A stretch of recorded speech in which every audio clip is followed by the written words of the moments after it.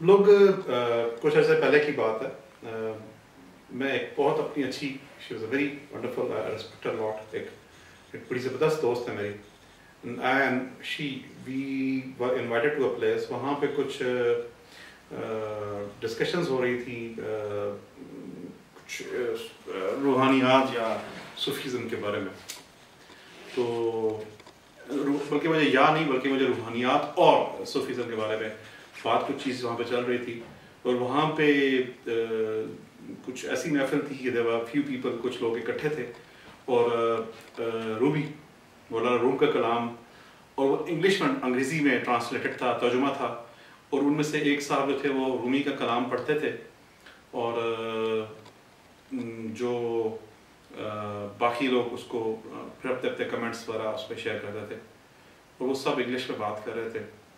تو مجھے تھوڑا سا اچھا لگا، کیونکہ ہم لوگ جس اسلام آباد میں جس جگہ تھے، تو میں سمجھا کہ شاید ان میں سے کچھ لوگ جو ہیں وہ اردو سے یا فارسی سے نابلد ہیں یا اس کو جانتے ہی نہیں، اسی لیے بامر مجبوری وہ اس کو انگلش میں بات کریں. تو میں نے ان سے پوچھا کہ مطلب آپ سب جو ہیں وہ کیا اردو کو نہیں جانتے؟ کوئی ایسا ہے جو ہم سے اردو سے ناواقف ہے؟ انہوں نے کہا ایسی کوئی بات نہیں. تو میرا اگلا انسٹنٹینیس سوال یہ تھا کہ پھر آپ اردو میں بات کیوں نہیں کر رہے؟ کیونکہ مولانا روم کو سمجھنے کے لیے فارسی سے کافی شرف ہونا ضروری ہے، اور ہم اردو فارسی کے کافی قریب ہے، کافی، اور اردو کی ایک تقریباً 60% قسم کا مادہ جو ہے فارسی سے اور عربک سے ہے، اور ہم ایک ایسی زبان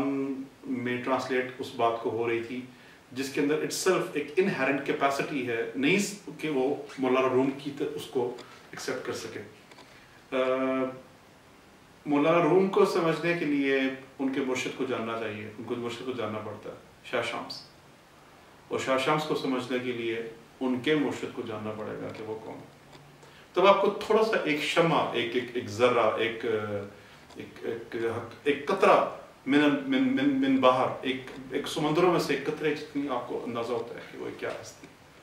لوگ اسپرچولیٹی پہ آج کل مطلب فیس بک پہ، سوشل میڈیاز پہ رومی کو کوٹ کرنا جو ہے وہ، اور بہت سی باتیں جو ہے وہ بظاہر اقوال زری لگ رہی ہوتی ہیں، اس کو رومی کے حوالے سے بھی کوٹ. دس از ناٹ دیٹ.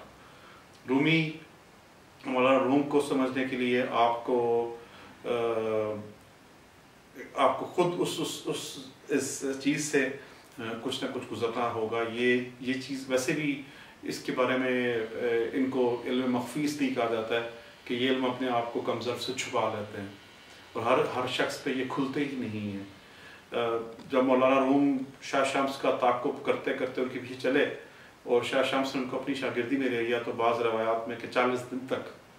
شاہ شامس ان کے ساتھ کمرے میں بند رہے. مولانا روم نے سب سے ملنا بند کیا، ترک کیا، اور 40 دن تک یا کچھ زیادہ عرصہ، ایک طویل عرصہ وہ ان سے فیض حاصل کرتے رہے. شاہ شامس اس کے بعد کہیں جب ان سے جدا ہوئے تو اس کے بعد مولانا روم نے اپنی خانقاہ کی بنیاد رکھی.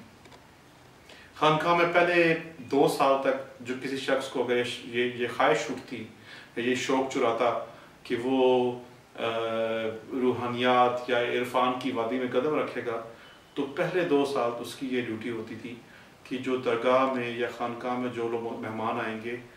وہ ان کی جوتیوں کو ایک رخ میں رکھ کے سیدھا کرے گا،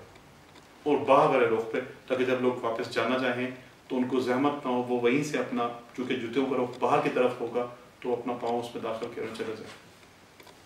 آپ کا تعلق بے شک آپ شاہی خاندان سے تھے یا آپ کا کسی بھی معاشرے سے، کسی معاشی حیثیت سے تعلق ہے، آپ کو یہ 2 سال کی پہلی ڈیوٹی مست تھی، لازم تھی. 2 سال کے بعد جب آپ کی ترقی ہوتی تھی تو آپ کو اجازت دی جاتی تھی کہ آپ جھاڑو پکڑ سکتے ہیں. اب آپ اتنے قابل ہو گئے ہیں کہ آپ خانقاہ کے صحن میں جھاڑو دینے کے قابل ہو گئے. مزید 2 سال کے بعد آپ کو جب تھوڑی سی اور ترقی کے قابل سمجھا جاتا تھا تو آپ کو، اور مزید اگر ابھی آپ تک 4 سال کی محنت کے بعد ابھی آپ گریجویشن نہیں آپ نے کی، اور آپ کو 4 سال کے بعد مزید کچھ اگر آپ کے اندر کچھ حوصلہ باقی ہے تو آپ کو سبزی کاٹنے کی ڈیوٹی دے دی جاتی تھی. اور سبزی آپ صبح سے شام، تو وہاں پہ منو کے حساب سے مہمان، اور اس کے حساب سے خانقاہ کی جو مہمانداری تھی، اور آپ 2 سال کے بعد آپ کو باورچی کی ڈیوٹی دی جاتی تھی. اور آپ کو تمام لوگوں کو برتانا ہوتا تھا، ان کے سارے سب کو ان کے پیروں میں، ان کے ڈونگوں میں جو بھی تھا آپ کو سرو کرنا ہے، اور اس کی پر واجب تھا کہ سب سے آخر میں وہ شخص خود کھائے گا، اور اگر بچ گیا تو، اگر نہیں بچے گا تو اس کو اپنے لیے کچھ خاص بچا کے نہیں رکھنا جب تک باقی سب فارغ نہ ہو جائے۔ 2 سال جدے سیدھے کرنا، 2 سال جھاڑو، 2 سال سبزی، 2 سال